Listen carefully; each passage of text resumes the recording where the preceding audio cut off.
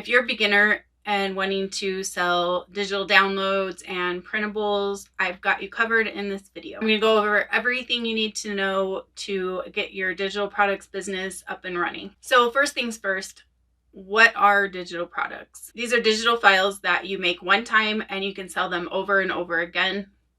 And they can be as simple as a PDF file and as complicated as a course. There are tons and tons of different types of digital products, but I wanted to give you some examples just so you kind of understand and so you know what your options are. So the first one is printables, and these would be things like planners, worksheets, wall art, gift tags, greeting cards, things like that. And then we have templates. These usually can be edited by the person using them.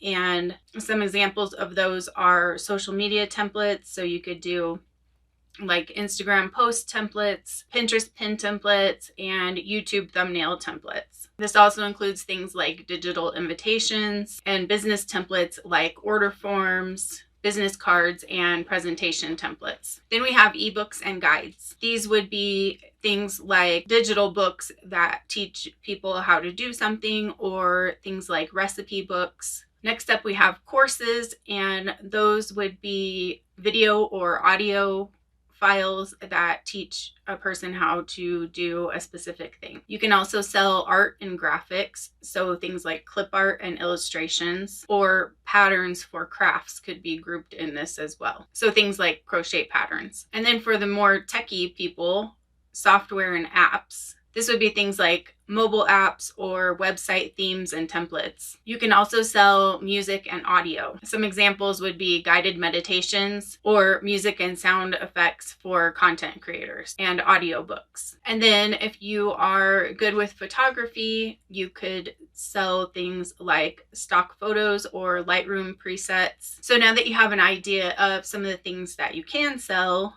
and there are lots more than what I just listed. That's just touching the surface. Now you'll want to choose a niche. It's important to choose a niche because you want to have cohesive products in your shop that are for a specific audience, or your shop could be filled with similar products. So consider what products you are interested in making and what kind of audience you could make those products for. So let me give you an example. You could make digital products for content creators. So you could make things like Instagram post templates, YouTube thumbnail templates, and content planners. And that would be a shop that's focused around a target audience. You can also focus your shop around products. So for instance, your shop could be focused around all different kinds of planners. And in a way, this could still be targeted toward a specific audience, because even though it's all planners, like people who like to be organized like planners. So that's kind of a target audience and a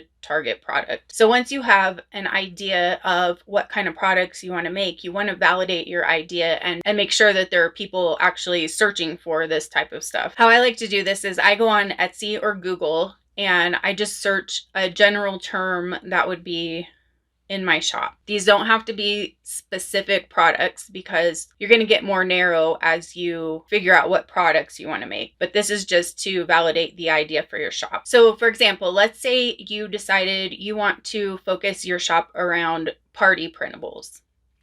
So you could just go over to Etsy, or you could go over to Google and just search for birthday party printables and see if there are a lot of products that come up. If you find a lot of products, then there's a good chance that people are searching for that as well.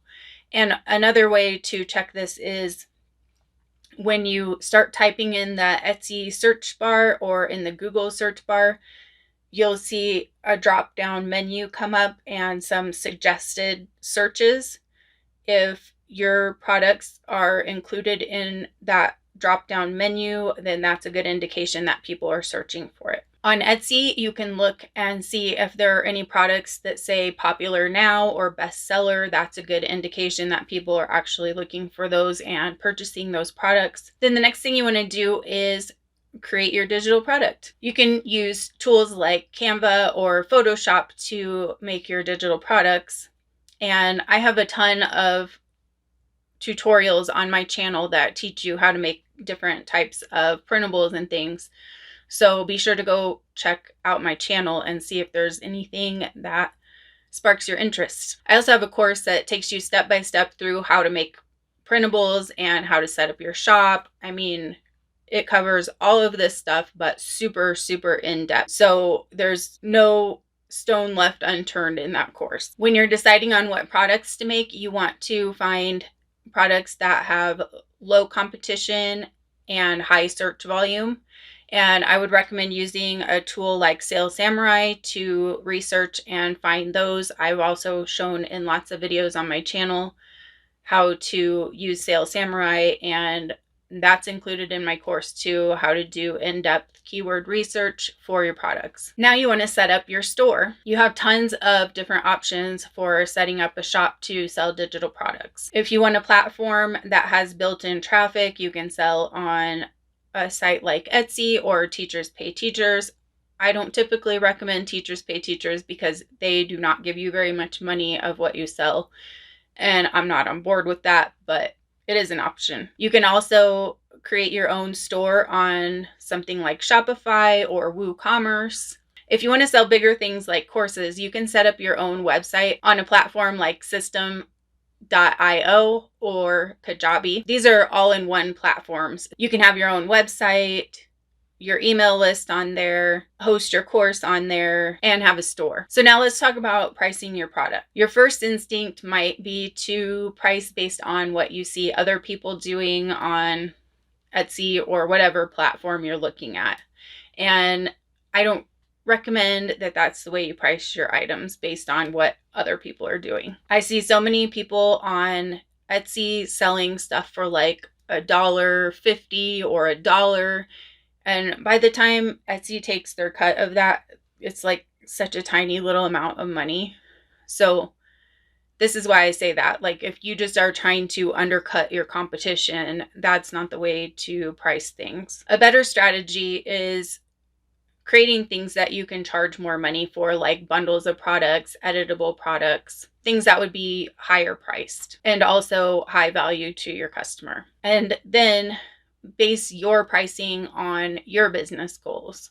If you want to make $50,000 or $100,000 a year, you're not going to do it selling $3 products. I mean, you can eventually, but it will take a lot of sales to get there. So price based on how much money you want to make, and sell things with higher prices if you're hoping to make a higher amount of money. The next thing you'll need to do is market your business and drive some traffic. And this is the thing that most people want to ignore and not do. So if you're using social media, you want to show the benefits of your product. And if the thing that's holding you back from doing social media is thinking that you have to be on camera, you absolutely do not. When you're selling these kind of products, you make the product the focus, so you can just do something with your product in a video or in photos and post it on social media. You do not have to show your face. And the same goes for YouTube. If you have a type of product that you could show how to use it on YouTube and it would really benefit your customers, it would be great to promote your products through YouTube. And again, you can just do like an overhead showing your hands doing something with the product. You don't have to get on camera like I'm doing here. This type of promotion is great for people who are selling things like craft patterns, because you can actually show how to use your pattern and entice people to buy it. You can also set up an email list so that you can get future sales from your customers. It's so much easier to make more sales if you have a way to keep in contact with your customers. So get people on your email list through a freebie or a coupon. And then another way to market your business is through SEO, which is search engine optimization. And this is basically how you get found in search engines. So on Etsy, they have a search engine, and that's how you can get found in search, by optimizing your listings to be found in their search. Same thing goes for Google or any of the other search engines like Bing, Yahoo, etc. For my Etsy keyword research, I use Sales Samurai, and for my Google keyword research, I use a site called Mangools. And then that way I can optimize my product listings in my Shopify store using Google search keywords and my Etsy shop using keywords that are searched by people on Etsy. And P.S., you can also get your Etsy listings ranked on Google. And Etsy runs ads on Google. So if you're optimized for keywords, then you have a good chance of getting found on Google as well. And then you want to continue to grow your business. So once your shop is established and you have a good amount of products to get you going and you've started to get some momentum, then continue growing your business by adding new products and continuing to promote your products. Here are a couple of big mistakes that I see people making and that I just wanted to point out so that you can avoid making them when you're setting up your shop too. The first one is only relying on Etsy to make your sales. I'm gonna be honest with you, back in the day, you could just rely on Etsy, but things have changed. Once 2020 hit, the market on Etsy got completely flooded with people who needed to find a job to work from home or needed something to do as a hobby, and it just got completely overrun. I'm not saying you can't be successful just relying on Etsy, but it's going to take you a lot longer. So if this is something you want to do as like your full-time gig and you need it to happen in a decent amount of time, I encourage you to not just rely on Etsy for your traffic.